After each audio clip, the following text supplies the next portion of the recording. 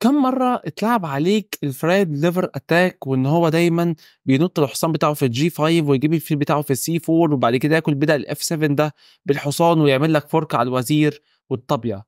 كم مرة حصل فيك الفخ ده وكل مرة برضه بتقع فيه وبتاخد نفس الأخطاء وبتخسر بسببه كتير. فإن شاء الله في الفيديو ده هشرح لك ازاي ترد على الفرايد ليفر اتاك وازاي انك انت تقدر تكسب وتعمل فيه افخاخ بدل ما هو اللي كان بيحاول يعمل فيك افخاخ. ازاي انت اللي ممكن تعمل افخاخ على الفرايد ليفر اتاك؟ طبعا هو الابيض في الفرايد ليفر اتاك بينط بالحصان بتاعه في مربع الجي 5 محدد البدء اللي موجود في الاف 7.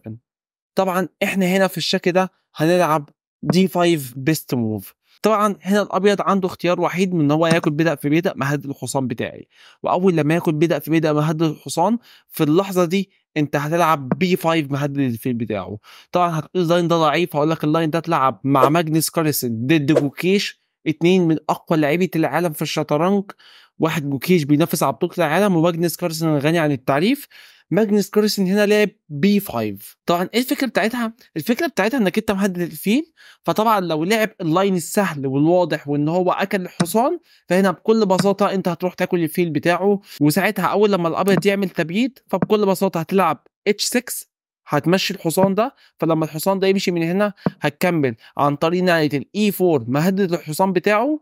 هيضطر ان هو يلعب الروك بتاعته في الاي 1 يربط العسكري ده على الملك، بس انا هنا هطلع بالفيل بتاعي في مربع الاي 6 فهنا هينط بالحصان بتاعه في مربع الاي 5 عشان بقى مطلوب، وساعتها هتكمل بالفيل بتاعك في مربع الدي 6 مهدد الحصان. فهو هنا ما عندوش اي حركات بالحصان غير ان هو يضحي بالحصان بتاعه في مربع الدي 7 مستنيني ان انا اكله بالفيل وياكل بالبيضه واكسب عسكري. بس انا في الموقف ده ممكن اعمل جريك جيفت ساكرفايس وان انا اضحي بالفيل بتاعي في مربع الاتش 2، ياكل بالملك انط بالحصان بتاعي في مربع الجي 4، وساعتها لما هو يمشي بالملك بتاعه انضم بالوزير بتاعي في مربع الاتش 4 مهدد الاف 2 ومهدد الاتش 2. فهو هنا هيضطر ان هو مثلا لو لعب اي موف زي كده خلاص هاكل ساعتها في الاف 2، يمشي بالملك العب الوزير بتاعي في مربع الاتش 4 كش، يمشي في مربع الجي 1 وساعتها هجيب الوزير بتاعي في الاتش 2 يهرب في مربع الاف 1 وزير 2 اتش 1 تشيك يطلع فوق واكل البدأ ده بكش 100. فلو هو هنا في الشكل ده على نقله بي 5 راح هو ما اكلش الحصان وراح اكل البدأ ده بالفيل، فانت هنا في الشكل ده هتاكل وزير في البدأ اللي موجود في الدي 5 محدد الفيل بتاعه. فلو هو اكل فيل في حصان فانت هتاكل بالوزير وهو هنا هيعمل تبييت، وفي اللحظه دي انت هتلعب الفيل بتاعك في مربع البي 7 مهدد كش مات في مربع الجي 2. فهنا الابيض عنده ثلاث نقلات، يا اما يلعب اف 3 يا اما يلعب الحصان بتاعه في مربع الاف 3 يا اما يجيب الوزير بتاعه في مربع الاف 3 عشان يمنع الكش مات. هنا هنشوف واحده واحده بالترتيب. لو لعب البدء بتاعه في الاف 3 فانت هنا بكل بساطه ممكن تلعب اتش 6 مهدد الحصان بتاعه. فالحصان بتاعه طبعا لو مشي هنا هيتاكل بالحصان لان في حصان ووزير وفيل مهددينه، فهيضطر انه يرجع في المربع بتاع الاتش 3. بس انت هنا هتكمل بنقله جي 5 محدد انك تلعب جي 4 عشان لو اكلك بالبيدق تاكل البيدق اللي موجود في الجي 2 ده كشيمات. فهو هنا هيسحب الحصان بتاعه في مربع الاف 2، بس انت هنا هتكمل برضو بنقله الجي 4. طبعا ما ينفعش ياكلك بالبيدق عشان كش مات، ولو اكل بالحصان هياكل حصان في حصان وما يقدرش ياكل بالبيدق عشان برضو الكش مات. فهو هنا في الشكل ده هيلعب نقله زي دي 3 مثلا. فاول لما يلعب دي 3 انت هتاكل بيدق في بيدق، فهو هنا هياكل بالوزير تاكل وزير في وزير. بس لما يجي ياكلك بالبيدق تجيب الطاقه بتاعتك في مربع الجي 8، وهنا الاسود بيكسب طبعا لان لو مشي هنا كش مات. ولو قرر ان هو يغطي بالحصان بتاعه فانت بكل بساطه هتقدر انك انت تزق مثلا نقله زي اتش 5 محدد الحصان بتاعه والنقله الجايه تاكله لان الحصان ده مربوط على الملك. وطبعا لو انت اكلت وزير في الدي 4 طبعا انت مش بس مهدد الفيل، انت مهدد الفيل ومهدد بدأ الجي 2. فطبعا لو هو نط بالحصان بتاعه في مربع السي 3 فانت هتاكل بدأ الجي 2 وجيب الاسود افضل في الشكل ده. نكمل في اللاينات بتاعنا. لو جاب الحصان بتاعه في مربع الاف 3 ففي اللحظه دي هتعمل انت تبييت طويل، فهو هيكمل بدي 3 عادي. فانت ساعتها هتكمل هجوم على الملك بتاعه بنقله الجي 5. طبعا ما ينفعش ياكل بالحصان عشان كش مات فهياكل بالفيل، ولما ياكل بالفيل هتجيب الطابيه بتاعتك في مربع الجي 8 فتمسك عمود مفتوح على الملك. فساعتها هو هنا هياكل فيل في حصان، فساعتها انا هاكل بالوزير مهدد الحصان اللي موجود هنا. وطبعا ما يقدرش ياكلني بالوزير عشان هاكل الوزير بتاعه ببلاش لان هو ما يقدرش ياكلني بالعسكري عشان الربط اللي حاصل على الملك بتاعه. فبكل بساطه هيجيب الحصان بتاعه في مربع الدي 2 بس أنت هنا هتجيب الفيل بتاعك ده في مربع الA6 مهدد الحصان بتاعه. فهو هنا ما ينفعش برضه إن هو يجيب الحصان بتاعه في مربع الE4 عشان بكل بساطة هاكل الحصان ده بالفيل وما يقدرش ياكلني بالبيضة عشان هيخسر وزيره. ولو هو حاول يلعب نقلة زي G3 مثلا، فأنت ممكن تجيب الوزير بتاعك في مربع الC6 وجيم هنا الاسود افضل بكتير جدا نتيجه ان هو مستغل الوتر القوي جدا اللي على الملك ده، وهنا جيم الاسود افضل. نخش في اخر لاين بقى وان هو يجيب الوزير بتاعه في مربع الF3.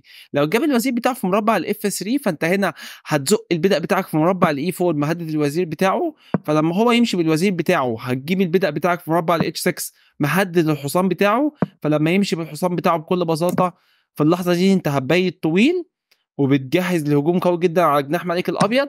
فهو هنا لو حاول ياكل البدأ اللي موجود في الاي 7 فده فخ طبعا، لان انا هجيب الفيل بتاعي في مربع السي 5 مهدد وزيره.